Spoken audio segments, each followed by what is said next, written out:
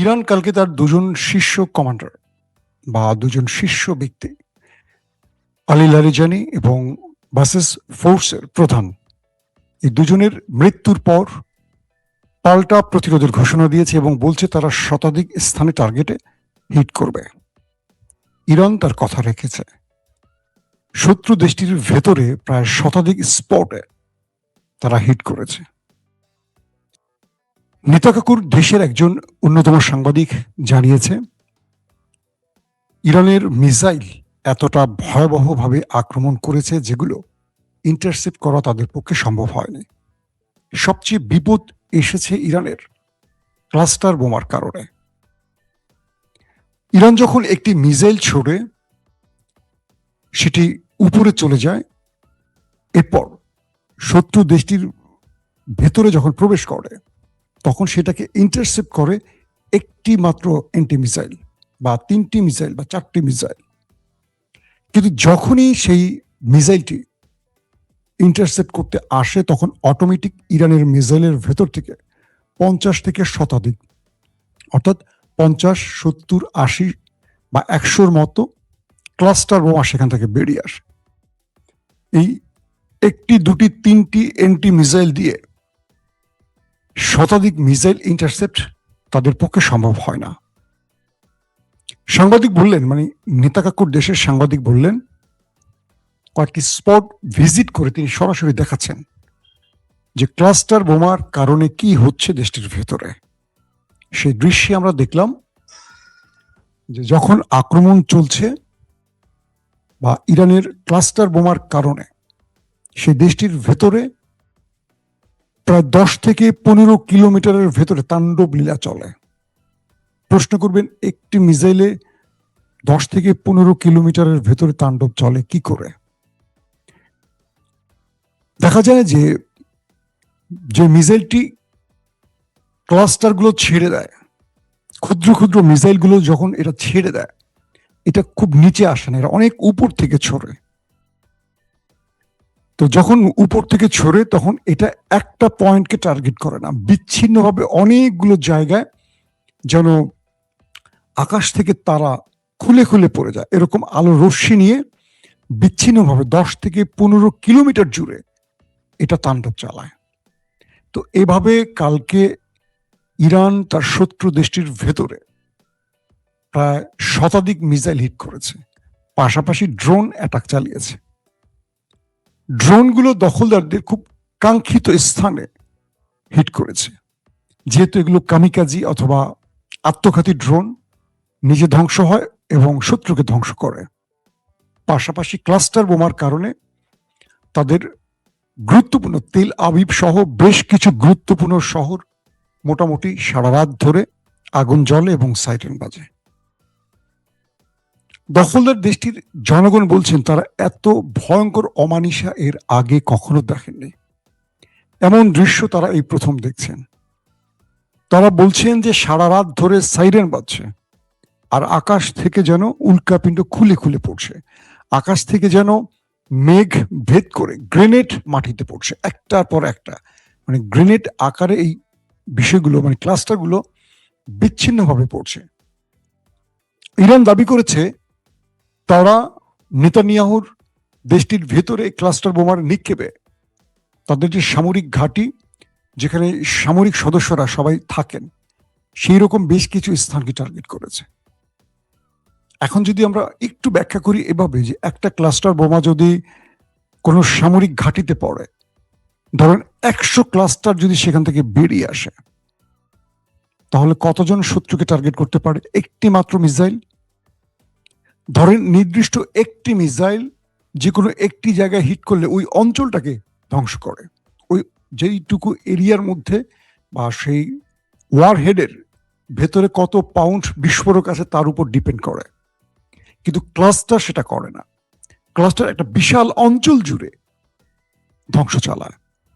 বলা হচ্ছে যে এই ক্লাস্টারের কারণে কাল সেই দেশটির ভেতরে ব্যাপক ক্ষয়ক্ষতি হয়েছে, প্রচুর মানুষের প্রাণহানির খবর আসছে।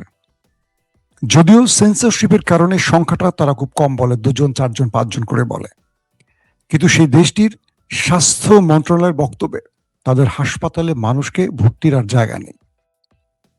হাসপাতালগুলোতে এত আহত রোগী যে তারা আর জায়গা দিতে পারছে না। তাহলে প্রশ্ন আসতে পারে, এত যদি আহত হয়, নিহত এত কম কেন? গেল একটি ব্যাপার। ২ নম্বর যে বিষয়টি আসছে সেটি হলো, পুরো দেশটির ভেতরে গতকালকে ছিল ব্ল্যাকআউট, অন্ধকার। পুরো সিস্টেম অকেজো হয়ে গেছে। বিদ্যুৎ ব্যবস্থা ভেঙে পড়েছে।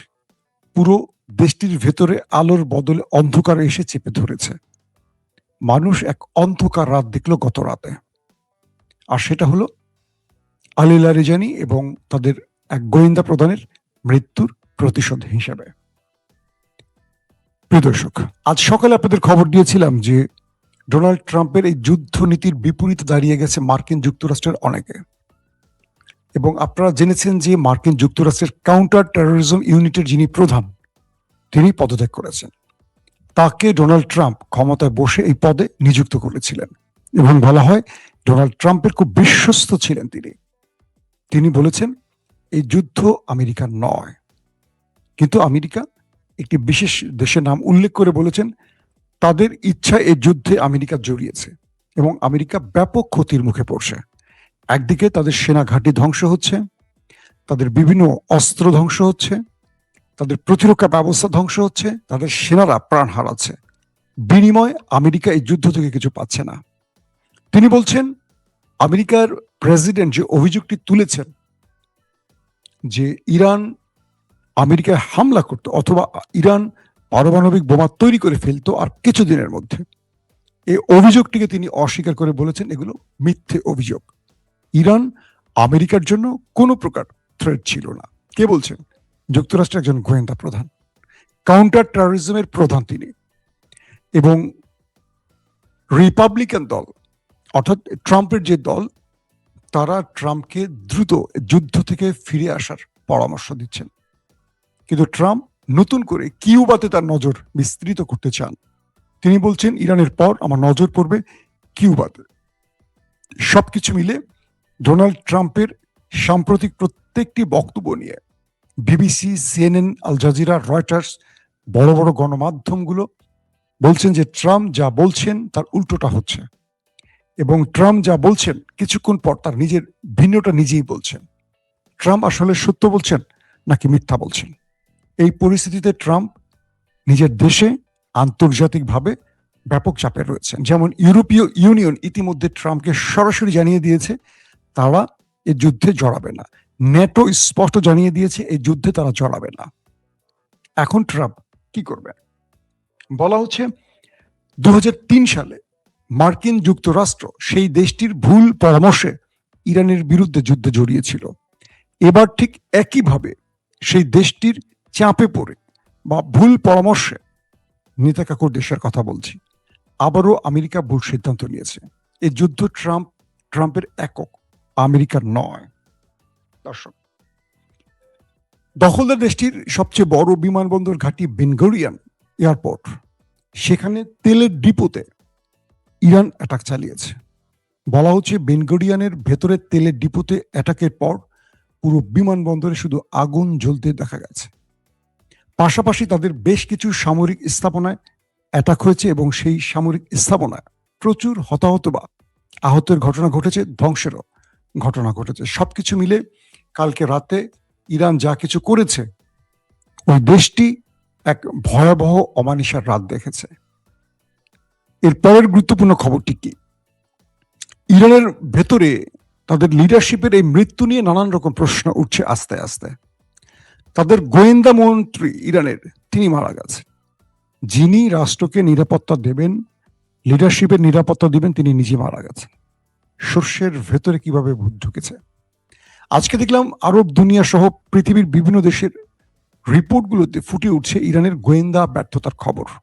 তারা বলছেন ইরান এই যুদ্ধে যতটুকু সাফল্য পাচ্ছে তার ততটুকুই ব্যর্থ হচ্ছে শুধু গোয়েন্দা ব্যর্থতার জন্য। তারা তাদের সর্বোচ্চ নেতা সুপ্রিম কমান্ডার আয়াতুল্লাহ আলী খামিনিকে নিরাপত্তা দিতে পারেনি। খামিনি কখন কোথায় অবস্থান করছেন, তার পরিবারের বাকি সদস্যরা কখন কোথায় অবস্থান করছেন, তাদের সেনা প্রধান কোথায় আছেন, তাদের গোয়েন্দা প্রধান কোথায় আছেন, তাদের আইআরজিসি প্রধান কোথায় আছেন, এয়ারফোর্স বা নেভাল প্রধান কোথায় আছেন, পারমাণবিক বিজ্ঞানীরা কোথায় আছেন, প্রতি হাই অফিসিয়ালদের, প্রতিটি গুরুত্বপূর্ণ ব্যক্তির পুরো ডাটা যেন ইসরায়েলের হাতে পৌঁছে গেছে, প্রতিটা মুহূর্তে আপডেট জানায়। যখন আলী লারিজানির সাথে আমেরিকা যুদ্ধবিরতির পরিকল্পনা করছে, থার্ড কিছু দেশ ইরান এবং আমেরিকার মধ্যে দুতিয়ালি চালাচ্ছিল এবং এই আলোচনাটি এগিয়ে নেওয়ার কথা ছিল আলী লারিজানের, তখন সেই দেশটি, অর্থাৎ নেতাকাকুর দেশটি, তাকে হত্যা করেছে। অর্থাৎ তারা চায় কোনোভাবে যেন ট্রাম্প যুদ্ধবিরতির পর্যায়ে পৌঁছতে না পারে, তাই তারা কাঙ্ক্ষিত বা টার্গেট প্রাপ্ত ব্যক্তিদেরকে এভাবে হত্যা করছে। দ্বিতীয় যে বিষয়টি, ইরানের ব্যাপারে যে প্রশ্ন আসছে, ইরান এত বড় ব্যর্থতার মুখে বারবার পড়ছে, কিন্তু তারা তাদের দেশের ভেতরে থাকা বিশ্বাসঘাতকদের নির্মূল করতে পারছে না কেন? আমি গত দুদিন ধরে আপনাদের যে খবর দিয়েছি সেখানে বলেছিলাম, ইরানের পুলিশ প্রধান জানিয়েছেন 500-র মতো বিশ্বাসঘাতক বা বিদেশি এজেন্ট, বিদেশি বলতে কি দেশি বিদেশি এজেন্ট ধরা হয়েছে। এর মধ্যে সরাসরি 10 জনকে ধরা হয়েছে যারা বিদেশি নাগরিক, ইরানের বিরুদ্ধে মোসাদ বা সিআইএর হয়ে কাজ করছে। আর 500 ছিল, এর মধ্যে অধিকাংশ ছিল ইরানি, প্রতিবেশী ভারত, আফগানি এই অঞ্চলে। 250 জন সরকারি বড় বড় কর্মকর্তা। বলা হচ্ছে আইআরজিসির মধ্যে মোসাদের এজেন্ট আছে। তাদের যে গোয়েন্দা বিভাগটি ইরানের, তাদের মধ্যে গুরুত্বপূর্ণ পদে একজন না একাধিক মোসাদ বা সিআইএর এজেন্ট আছে।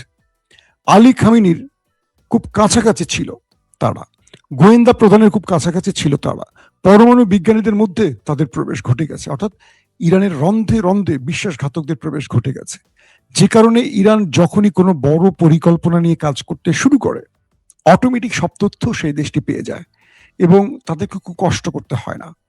যখনই তারা মনে করছেন খামেনিকে হত্যা করবেন, তারা অনায়াসে এক রাতের অ্যাটাকে 40 জন রাষ্ট্রের সর্বোচ্চ পদের ব্যক্তিকে মেরে দিল।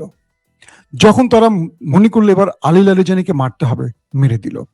যখন তাদের মনে হলো এবার গোয়েন্দা প্রধানকে মারতে হবে, মেরে দিল। এই দেশটির মধ্যে হামাসের রাজনৈতিক প্রধান ইসমাইল হানিয়া প্রাণ হারালো, অথচ ইসমাইল হানিয়া কাতার এবং তুরস্কে দীর্ঘদিন অবস্থান করছেন, কখনো টার্গেট করতে পারেনি। ওই দেশটির নেতাকাকুর দেশটির সবচেয়ে বড় টার্গেট ছিল তুরস্ক, কিন্তু তুরস্কের গোয়েন্দা বাহিনী এমআইটি, মিল্লিত ইস্তেকবারাত তেশকিলাতি, এই টিমটি পুরো মোসাদের পরিকল্পনাকে ব্যর্থ করে দিচ্ছে। প্রতি মুহূর্তে তারা বড় বড় গ্রুপকে ধরে ফেলছে। আপনারা জানেন, ইভেন ফিলিস্তিনে যে যুবকরা ভালো প্রকৌশল বিদ্যা অর্জন করছে, যারা বড় বড় ইঞ্জিনিয়ার হয়ে বেরোচ্ছে, তাদেরকে টার্গেট করছে সেই দেশটি। তারা মালয়েশিয়ায় চলে গেছে, ধরেন সেখানে মোসাদ চলে গেছে তাকে হত্যা, সেখান থেকে এই এমআইটি তুর্কি গোয়েন্দারা তাকে বাঁচিয়ে ফিরিয়ে এনেছে। তো বলা হচ্ছে যে তুরস্কের মতো একটি দেশে যেখানে সব শ্রেণীর মানুষের বসবাস এবং ইসরায়েলি বা ইহুদিদের প্রচুর বসবাস তুরস্কে, আপনারা জানেন হয়তো, কিন্তু সেখানে সফল হতে পারে না সিআইএ কিংবা মোসাদ। কতটা পারফেক্টলি কাজ করছে তুরস্কের গোয়েন্দা সংস্থা, কিন্তু ব্যর্থ হচ্ছে কারা? ইরানের গোয়েন্দা বাহিনী। এখন ইরান প্রতি মুহূর্তে বিশ্বাসঘাতকদের ধরপাকড় করছে, তাদের ফাঁসি, আজও ফাঁসি হয়েছে কজনের, প্রতি মুহূর্তে ফাঁসি দিচ্ছে। কিন্তু রাষ্ট্রের ভেতরে গুরুত্বপূর্ণ লোকদের মধ্যে বিশ্বাসঘাতকদের কারণে ইরান বারবার ব্যর্থ হচ্ছে। তারা যতটা সফলতার সাথে শত্রুকে মোকাবেলা করছে মিসাইল বা ড্রোন দিয়ে, কিন্তু বারবারই ব্যর্থ হচ্ছে তাদের লিডারশিপের মৃত্যুতে। তবে আলী খামেনি একটি কাজ করে দিয়ে গেছেন, তিনি তার মৃত্যুর আগে একটি নতুন সিস্টেম তৈরি করে দিয়ে গেছেন ইরানের মধ্যে। সেটি হলো প্রতিটি ডিপার্টমেন্টে 4 জনকে গুরুত্বপূর্ণ পদ দেয়া হয়েছে, ABCD করে, এরকম 4 জন। একজন মরে গেলে তারপরের জন অটোমেটিক, তারপরের জন আসবে, এভাবে 4 জন। যখনই আরেকজন মরবে, নিচ থেকে আরেকজন উপরে উঠে আসবে, যখনই আরেকজন মারা যাবে, নিচ থেকে একজন উঠে আসবে। যে কারণে ইরানের লিডারশিপের মৃত্যুর পরও ইরান শত্রুকে মোকাবেলায় এতটুকু বেগ পাচ্ছে না বা সমস্যা হচ্ছে না। যেমন ডোনাল্ড ট্রাম্প বলেছেন যে ইরানিরা এত ঘাউরা জাতি, ঘাউরা শব্দটা তিনি বলেননি, যে ইরানিরা খুব মেধাবী জাতি এবং এরা এত জেদি জাতি, আমি এরকম জাতি এর আগে দেখিনি। কারণ আমেরিকার ভয়ে সবাই বলে না যে বাঘে মহিষে এক ঘাটে পানি খায়, কিন্তু সেই আমেরিকাকে সমানে মধ্যপ্রাচ্যে ধরে ধরে খুঁজে খুঁজে পেটাচ্ছে।